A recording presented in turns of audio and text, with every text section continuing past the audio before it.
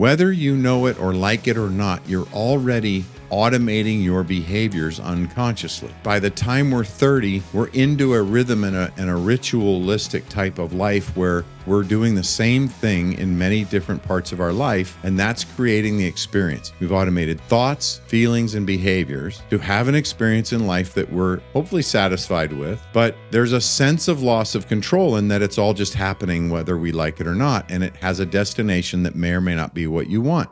I was recently informed that 96% of all people watching, that means you, are not actual subscribers to the channel. So take a second and hit subscribe.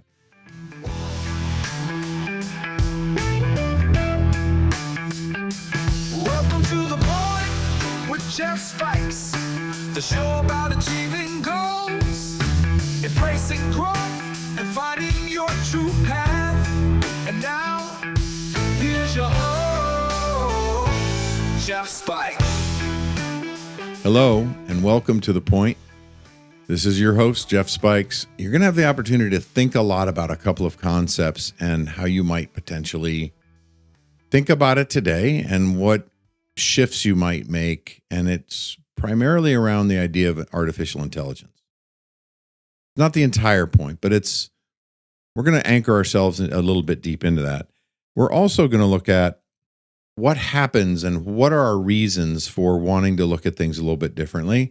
And we're going to set the stage for the next episode where we're going to get into this really cool acronym about who wins, which is part 3 of a 4-part series when I go in and work with teams and accelerate them through change and get them really optimized towards reaching their goals. So I do that with companies. I do that with small divisions or departments of companies, of larger corporations.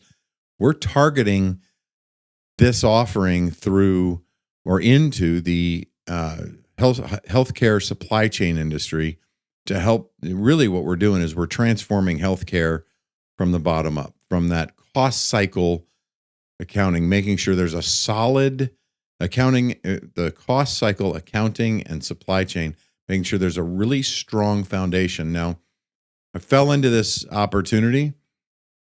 I have a background. I came out of the Marine Corps and I went right into supply chain, and I worked for supply chain in many years, and then I took over a dual role of supply chain with some facilities. Eventually, I ended up at Starbucks doing facilities and a bunch of vendor management, and was part of some teams launching strengths throughout the entire organization. And I stepped up as a champion with my team to do that, and then also taking on the creation of the work order system. Now, people at corporate in Seattle were working on that, but I got to be part of the team that would, work in the field around how that was actually working, and then come bring feedback. And it was really interesting times, but that's when I made my shift into facilities. So what does that matter? It really probably has no substance at all other than you get to know a little bit of something about me. But at the end of the day, this is about you. I share that, though, as a point of reference that many things in your life that you're going through or that you're experiencing can lead up to other things. Many things that you experience might not make a lot of sense sometimes. You could end up in an opportunity where it all of a sudden makes sense because you can glean on that history and that experience in a positive way and have some relatability and also have some understanding to people that you might be able to support or help or serve in one way or another. That's certainly what I'm finding in the situation with having had a passion and a history with supply chain. I sat in college and had a really difficult time in my freshman year looking out the window and seeing trucks pass. And all I could think about, now I was out of the Marine Corps, I was at a community college, and most of the people there were a couple of years younger than I was. They were right out of high school. And I wasn't in accelerated courses, so I was really with a general population of people that for whatever reason, weren't at regular college. And I'm in the community college, and that was the perspective I had at the time. I was like, I'm paying to be here, and I'm missing out on the money that's being made out in the world. And I'd watch trucks go by, and I'd think goods are moving to market, and I'm missing out. That's not the most forward-thinking ideation around, but it is the truth of what I felt. It's the experience I had. That didn't stop me from moving forward in class, and that didn't stop me from being present, but it certainly captured my mind and had me in many ideations of how do I get out there and be a part of that process. So that in general has really helped in that all of a sudden I have this calling, and with this company Tag that has spent 36 years exclusively serving the larger health system, supply chain, and accounting teams, really protecting what they historically have called the procure to pay process, and making sure that the foundation of the health system or the hospital is really protected from losing money to different billing types of issues that happen with vendors, and really making sure that they're sound financially. So 36 years of exclusive service to that population. And we fell into this beautiful ideation and realization that how I happen to show up and do these offerings is really perfect and pertinent to helping supply chain teams and accounting teams that are working together pivot. It's what I've done all along in other companies where I've scaled them, or with other groups that I've worked with, and to a point with individuals. And we always start out with this basic idea of an introduction to strengths, and really going through a simple create a baseline and a common understanding of the language, and help understand some viewpoints and ways to gather strengths and learn more about ourselves. And in that, we give each individual in the course an opportunity to look deeper in themselves and have some epiphanies and aha moments. And from there, they learn everything they need to learn to continue forward and start looking at their goals and seeing what they're going to do. We typically take some time to capture what they're all really good at, what everyone in the room thinks they're good at. And if they're a team, that gives us a picture of what the team's good at. When we do that, then we come back and I go through a series called You Are Not Your Strategies, and that's great. Both of those are talks I do when I go out and speak publicly, or when I run just small workshops for different organizations that are looking for some type of a workshop. But the next one's really fun, and it's not something I've really talked about much. And it comes from an acronym of Who Wins. This idea of who wins is after having an idea and after having some experience with experimenting with these different types of goals. There are these smaller goals that you aim and practice ways and experiment with ways of using your strengths. Because once you learn to do that in a short time frame in something really simple, it moves laterally to other things extremely well. And all of a sudden you can find yourself working much easier and more effortless than you ever were before. Now you put that together with some mental programming and some other things, and it really helps. Now, why do I bring up the mental programming part right now? One of the reasons that we're talking about this is that I was asked to go deeper into that part of what we do. This is your answer to that. And what I want to really talk about today, to kind of hit the promise, and what we're setting up, is this idea of who wins. And who wins starts with the W, which is the why. But it's not just a why, because you have to have a really big why, and you have to give and it's really important that you give yourself the permission to get it, which if you're not finding yourself capable of doing right away, you start with willingness. You start with a willingness to allow yourself to do that so that you can start moving forward. We're going to talk about that, and then what you get to hear about a lot, which is this idea of looking in the mirror and considering your behavior absent of reasons to behave that way. So in a vacuum, isolated without any cause, just looking at your behavior and deciding, is that behavior that I want and that I value? And this past week, I was at the IDN Summit, which is for a healthcare conference for supply chain. There was a lot of conversation about AI. As a matter of fact, a lot of the verbiage that people were using from the stage and from other places were literally about how we hear about AI everywhere, and everyone's talking about AI, and you can't go anywhere or read anything without AI being a part of the conversation. And I'm not saying, I'm not saying whether or not that's true or false, but it was what is true is that was a common topic that was being talked about at the stage and in other places. And what I usually think about when we talk about AI is a few other things. I think about the human side of that. So Tag, the company I'm working with scaling now, is historically an audit group that does audits on the financial side of the cost cycle. there's a lot of artificial intelligence that's used in that, and there has been for years. So before AI was a big topic, that was something. But what's really clear is that in healthcare, you're humans, you're people serving people, and we're not going to get away from the people serving people part of that in healthcare, because we're always going to have that. And there's so many nuances and there's so many difficulties, all the way from the raw materials not being available, but also just in shipping challenges. What was experienced in COVID is still happening today from a different level of intensity, depending on what's happening in the world. But to go into depth, the Suez Canal still gets shut down and still has issues getting ships through. And the Panama Canal can still have issues. So there's still these things that happen that keep ships from getting here. Certainly, we'd like to think it's not quite as bad, but there is still an issue with what healthcare supply chain calls resiliency, which is where they're having to consider what to do when something isn't there, when they can't get a product there. Is it a backup product? Is it what type of workaround needs to happen? And that adds complexity. Well, that leads to, and what that means is that there's a lot of things happening in the organization where the human experience and what they know becomes really important. Therefore, the level of intelligence from the experience and from the knowledge becomes capital that's as valuable as something that has a high ticket, high volume, a high ticket item, because it really guides and directs our steps of where we go. Now, TAG has known that for years and has always integrated this human side of it. As a matter of fact, they have a list they look at data all the time, but they have a list of all the potential events that can happen in a health system. They correlate that to different ways to looking at the data.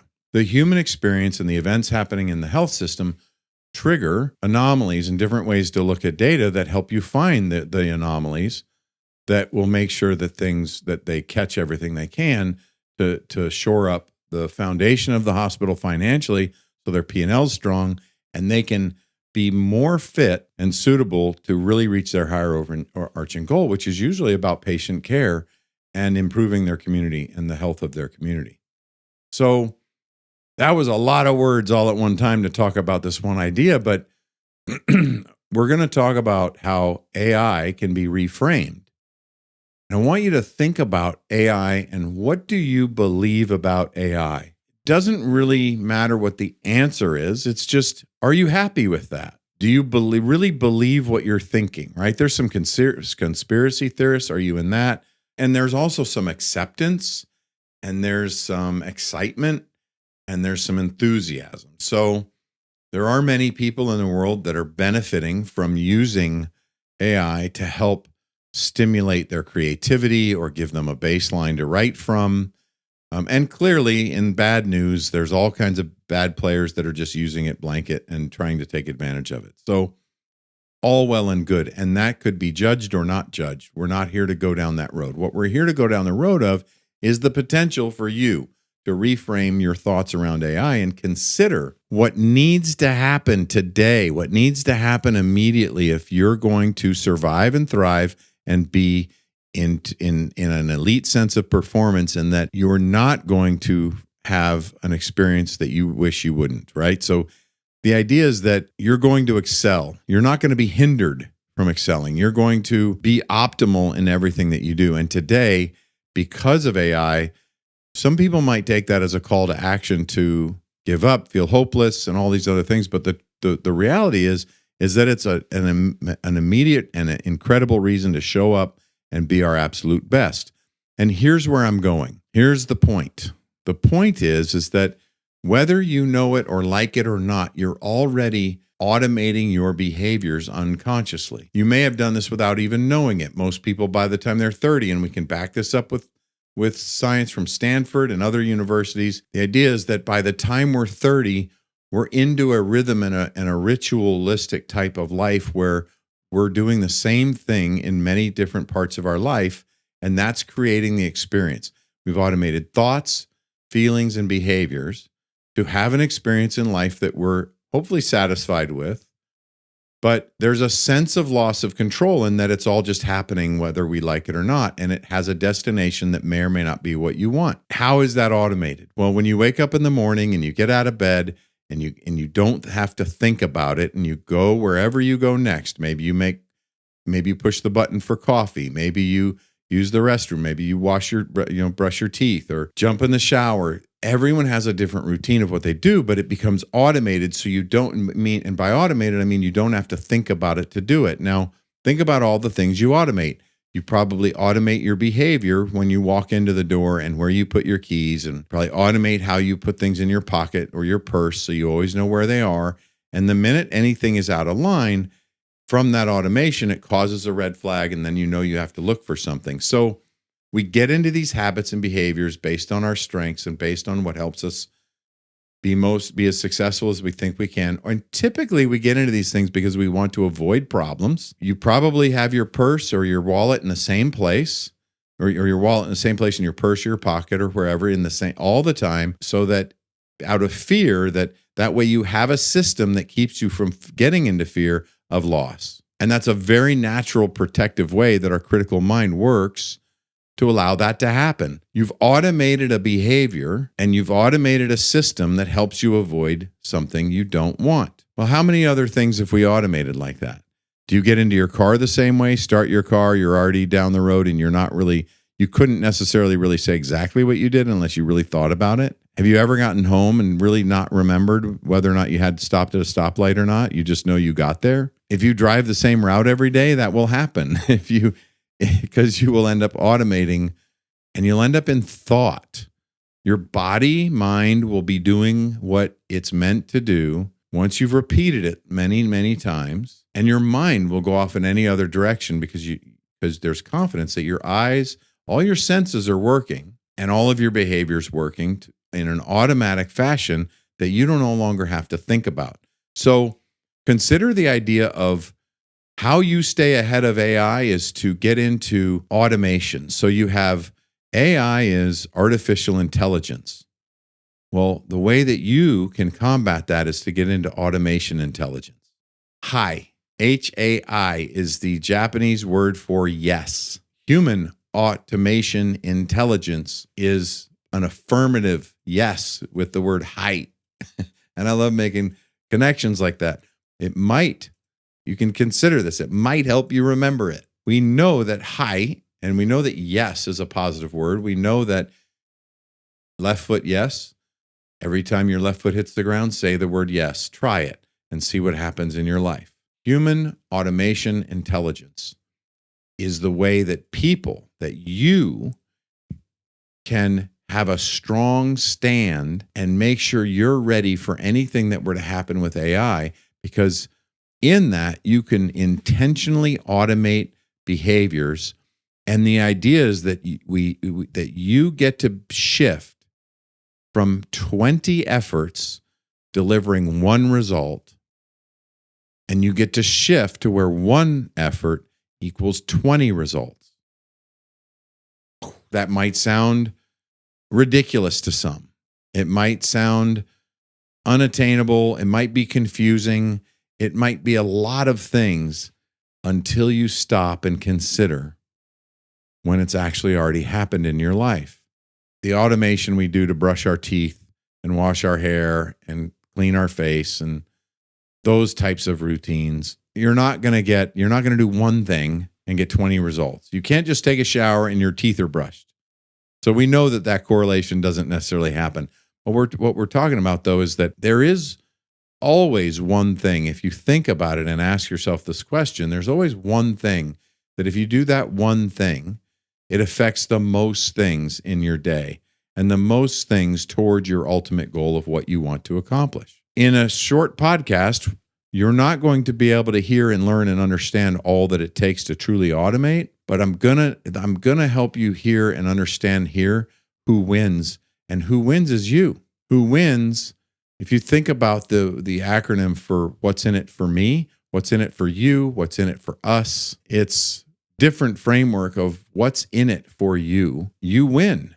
We're going to go through that acronym on the next episode, and I'm going to give you some really key elements of how you can really get into this automation and that you really can win and that you really have the ability to think differently, which I'm sure you know already, but that you can think in a way that changes the way you behave, and you can automate those behaviors any way you want. We can go the slow route and do repetition. As long as it's intentional, you can actually design the outcome, or you can look for ways to do it faster, smoother, and easier with other types of hacks, like designing your strengths. And it's not really a hack. It's actually a basic way of doing things that we know that works.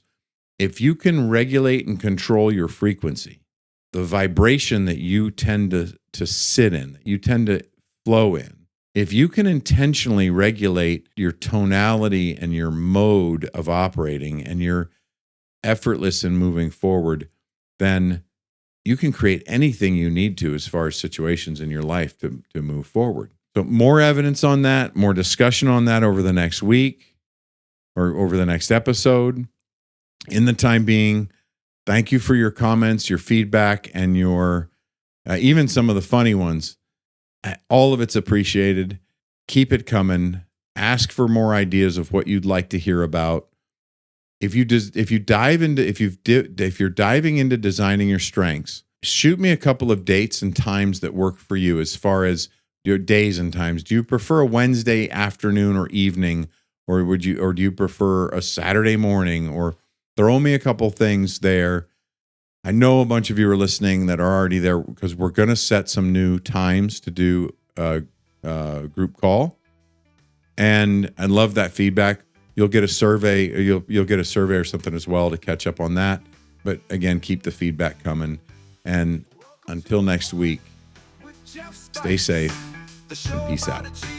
Thank you for joining us for another amazing episode of The Point with me, Jeff Spikes. Please visit jeffspikes.com for everything you would need to know to engage with me offline. And lastly, thank you for your time, your attention, and your consideration. This is The Point.